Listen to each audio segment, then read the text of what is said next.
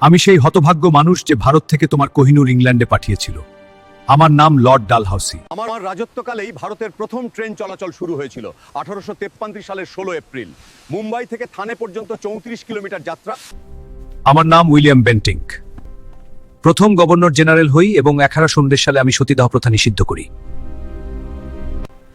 আমাকে ভারতীয় সংবাদপত্রের মুক্তিদাতা বলা হয় কারণ আমি 1835 সালে সমস্ত বিধিনিষেধ তুলে দিয়ে সংবাদপত্রকে মত প্রকাশের স্বাধীনতা দিয়েছিলাম। আমার নাম লর্ড এলেনবরো।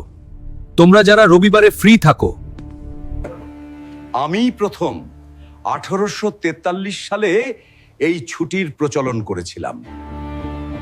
আমার নাম লর্ড ক্যানিং।